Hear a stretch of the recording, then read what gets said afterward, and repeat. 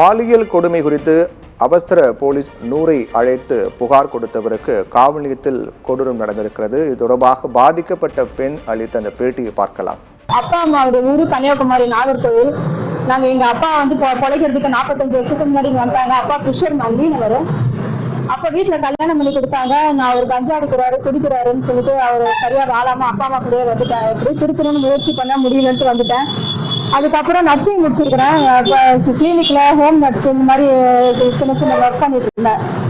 அந்த சேலரி பத்தாதனால காஷ்மீர் கடலோரத்துல மீன் வியாபாரத்துக்கு போய் அந்த லேடிஸ் வந்து விற்க விட மாட்டாங்க. அப்படியே அவங்களோட இது பண்ணி சமாளிச்சு அவங்களெல்லாம் சமாளிச்சு 1.5 வருஷம் மீன் வியாபாரம் பார்த்து 2 லட்சம் ரூபாய் சேர்த்து விக்கிரமேரூர்ல 4 கிரவுண்டு 1 லட்சமோ சுத்தி வீடும் ஒரு 1.25 லட்சத்துக்கு வீடும் கட்டி அங்க நான் இருக்கிறேன். அந்த மெழுகுவர்த்தி வியாபாரம் வந்து மெழுகுவர்த்தி வீட்லயே தயார் பண்ணி தாம்பரத்துக்கு சேல் பண்றதுக்காக வந்து 2 வருஷமா வந்துட்டு போயிட்டு இருந்தேன் தாம்பரத்துல இருந்து விக்கிரமேரூருக்கு. அப்ப இதை வாட்ச் பண்ணிட்டு இருந்த சில ஆட்டோக்காரங்க நான் ரயில்வே ஸ்டேஷன்ல தங்குறதையும் இந்த மாதிரி வீடு தனியா இருக்குது அங்க தங்கறத பார்த்துட்டு சில ஆட்டோக்காரங்க பாலியல் ரீதியா என்னை தொல்லை கொடுத்து ரொம்ப என்ன மிஸ்யூஸ் பண்ணிட்டு இருந்தாங்க. என்ன வரியான்னு கூப்பிடுறதோ கேலி பண்றதோ கிண்டல் அடிக்கிறதோ அந்த மாதிரி தொல்லை கொடுத்துட்டு இருந்தப்போ 4 மாசமா தொல்லை கொடுத்துருந்தாங்க. நானும் பெருசா கண்டுக்காம அதை போயிட்டே இருந்தேன். லாஸ்டா போன வருஷம் 9/8/23 நைட்டு 10 மணிக்கு சில ஆட்டோக்காரர் வந்து என்கிட்ட வந்து பிரச்சனை பண்ணி தகராறு பண்ணவொன்னு அவங்களோட சண்டை போட்டு வாக்குவாதத்துல ஈடுபட்டு ரயில்வே போலீஸ் கிட்ட சொல்லியும் அவங்க வந்து பெருசா கண்டுக்காதனால 100க்கு போன் எடுத்து சொன்னேன். அந்த காலத்து சரி எந்த இடத்துல இருக்கிற போலீஸ் அனுப்புறேன்னு சொல்லிட்டு ராஜேஷ்ன்றவர் T1 ஸ்டேஷன்ல இருந்து வந்து காலையில ஸ்டேஷன்ல கம்ப்ளைண்ட் கொடுங்கன்னு சொல்லிட்டு போயிட்டே இருக்கான். காலையில 7 மணிக்கு போலீஸ் ஸ்டேஷன்ல கம்ப்ளைண்ட் கொடுக்க போன என்ன எஸ்ஐ துர்கா வந்து நிக்க வச்சு போட்டோ எடுத்தாங்க. என்னையா போட்டோ எடுக்கிறீங்கன்னு நான் கேட்டப்போ என்ன ஸ்டேஷன்ல வந்து கேள்வி கேட்கறியா 4 பேர்கிட்ட கையெழுத்து வாங்கி கஞ்சா கேஸ் திருட்டு கேஸ் பிரார்த்தனை உள்ள போறேன்னு சொல்லிட்டு பயமுறுத்தி மிரட்டினாங்க. இதனால நான் வீடியோ ரெக்கார்டு ஆன் பண்ணேன். அந்த வீடியோ எடுக்கிறதுனால என் கையில இருந்த இன்ஸ்பெக்டருக்கு போன் பண்ணி சொல்லி இன்ஸ்பெக்டரும் வந்து என் கையில இருந்த போன் எல்லாம் பிடுங்கி என்ன 6 மேகலான்னு ஒரு லேடி கான்ஸ்டபிள் பயங்கரமா மோஷன் போற அளவுக்கு ஸ்டேஷனுக்குள்ள வச்சு அடிச்சு அன்னைக்கே வந்து ஒரு பொய்யான ஒரு எஃப்ஐஆர் தயார் பண்ணி அதை சேவை இருக்கிறத கையெழுத்து வாங்கி அன்னைக்கே ரிமாண்ட் பண்ணி என்ன 11:30 மணிக்கு புயல் கோயில் அடைச்சாங்க. நான் ஜட்ஜு கிட்ட எவ்வளவு சொல்லி கதறினேன். நான் கம்ப்ளைண்ட் கொடுக்க போனோம்மா நாங்க இந்த மாதிரி பொய் வழக்கு போட்டாங்க அப்படின்னு எவ்வளவோ சொன்னப்போ எஸ்ஐ துர்கா வந்து அப்பெல்லாம் இல்ல சாட்சி இருக்குதுன்னு சொல்லிட்டு பொய்யான ஒரு வாக்குமூலத்தை கொடுத்ததுனால அவங்க வந்து சரி கூட்டிட்டு போங்கன்னு சொல்லிட்டாங்க.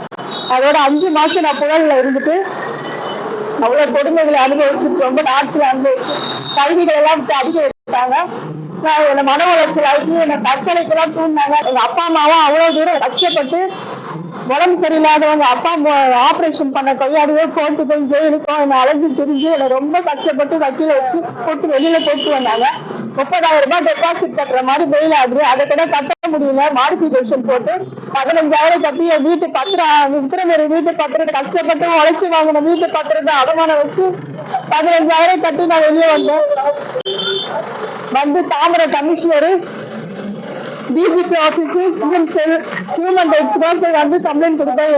எந்த ஒரு நடவடிக்கையும் விசாரணையும் இது வரைக்கும் எதுவுமே பண்ணாதனால தமிழ்நாடு மாநில மகளிர் ஆணையத்துல கொண்டு போய் எனது மனுவை அளித்ததுனால அங்க அந்த அம்மா நல்லா நேர்மையான ஒரு தாய். அவங்க நல்லா இருக்கணும், அவங்க நல்லா அருமையா இல்ல போலீஸ் எல்லாரையும் கூப்பிட்டு விசாரணை பண்ணி இந்த விசாரணை அறிக்கை ரிப்போர்ட் எனக்கு கொடுத்துருக்குறாங்க. இது 16/8/24 போன மாசம் கொடுத்தாங்க.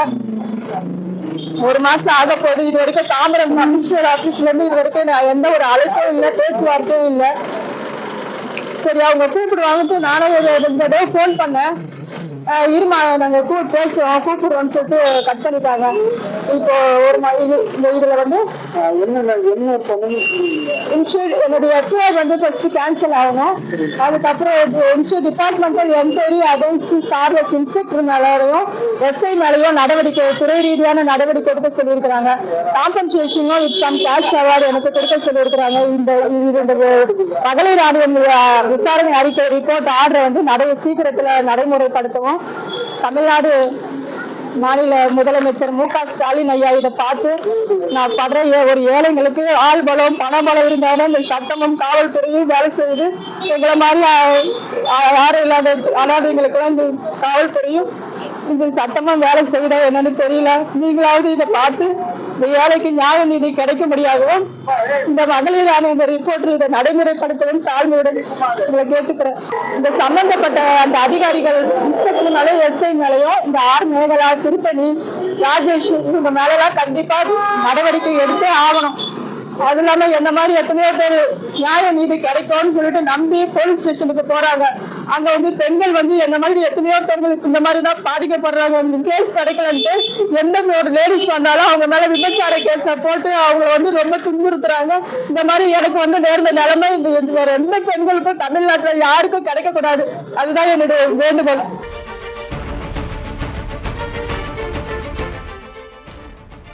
பாலியல் புகார் கொடுக்க சென்ற பெண் மீதே வழக்கு பதிவு செய்த கொடூரமானது நடந்திருக்கிறது. தொடர்பாக அந்த பாதிக்கப்பட்ட பெண் அளித்த அந்த கண்ணீர் மல்க பேட்டியை பார்த்து கூடுதல் தகவல்களை செய்தியாளர் மனோகரன் வழங்க கேட்கலாம். மனோகரன், விரிவான தகவல் என்ன?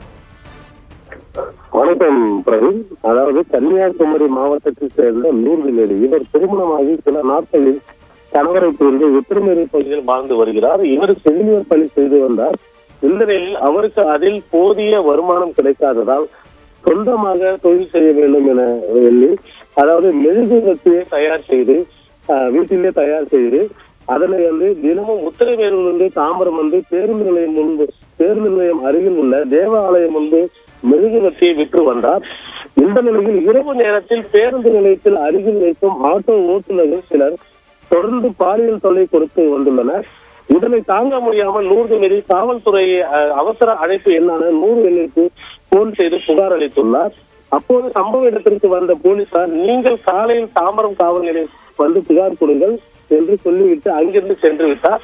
நூர்துமேரி காலை தாம்பரம் காவல் நிலையம் சென்றவுடன் அங்கு பணியில் இருந்த உதவி பெண் ஆய்வாளர் நூர்துமேரியை நிற்க வைத்து போட்டோ எடுத்து உள்ளார். ஏன் என்னை போட்டோ எடுத்தீர்கள் என கேள்வி கேட்டதும் நூர்துமேரியை தகாத வார்த்தைகளால் வசைப்பாடி உள்ளார். இதனால் நூர்துமேரி தனது செல்போனில் வீடியோ எடுத்துள்ளார். உடனே அங்கு வந்த ஆய்வாளர் சார்லஸ் நூர்துமேரி போனை பிடுங்கி தகாத வார்த்தைகளால் திட்டியும் உள்ளார். பின்னர் அந்த பெண்ணை கடுமையாக தாக்கியதாகவும் கூறப்படுகிறது. இதனைத் தொடர்ந்து யார் மீது புகார் கொடுக்க சென்றாரோ அவர்களையே சாட்சியாக மாற்றி நூர்துமேரி மீது பாலியல் தொழில் செய்து வந்ததாக வழக்கு பதிவு செய்து கடுமையாக தாக்கியுள்ளனர். அன்று காலை 11 மணிக்கு தாம்பரம் நீதிமன்றம் முன்பு அழைத்து சென்று நீதிமன்றம் முன்பு நிறுத்தியுள்ளனர். அப்போது அந்த பெண் என் மீது எந்த குற்றமும் இல்லை என்னை கதறி உள்ளார். இந்த கதல் சத்தம் நீதி தேவதை கூட கேட்கவில்லை. இதனைத் தொடர்ந்து நூர்துமேரியை புழல் சிறையில் அடைத்தனர்.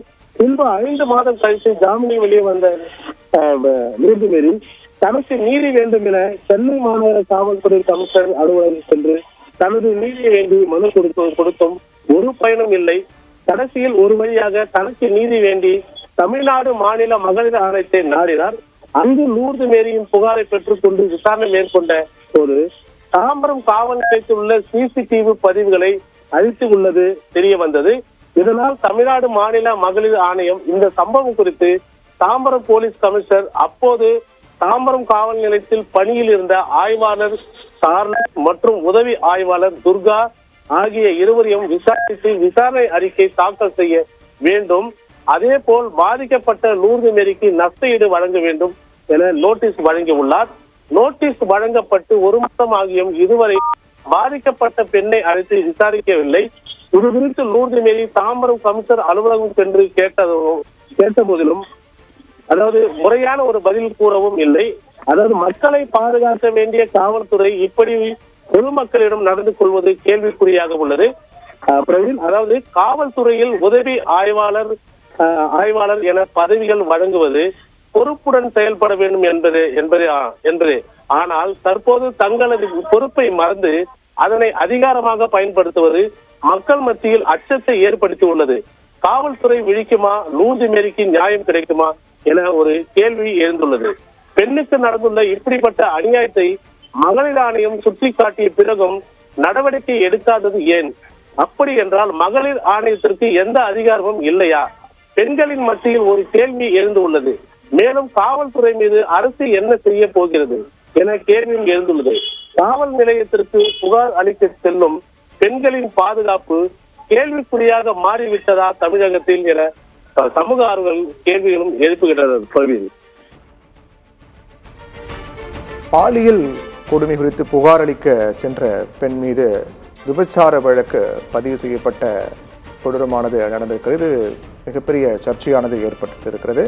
அதைத் தொடர்ந்து பாதிக்கப்பட்ட பெண் அளித்த அந்த பேட்டி நாம் முழுவதுமாக பார்த்தோம். அதைத் தொடர்ந்து இந்த விவகாரம் தொடர்பாக செய்தியில் மனோகர் வழங்கிய தகவலை கேட்டோம். மேலும் அந்த பாதிக்கப்பட்ட பெண் மற்றும் காவலர் நடைபெற்ற உரையாடல் காட்சியை பார்க்கலாம்.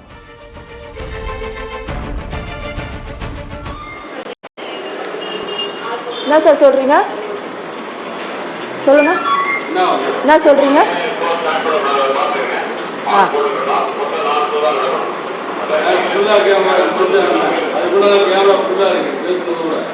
இருக்கட்டும், நான் தப்பா ஒன்றும் பேசலையே.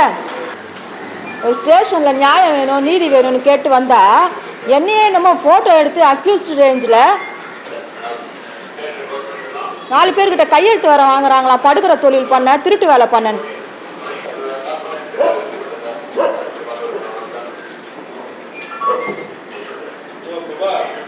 மேடம் கண்ட்ரோலுக்கு வித்தியாசத்துக்கு மட்டும்தான் பேட்டரி வண்டி அருண்குமார் போலீஸ் 3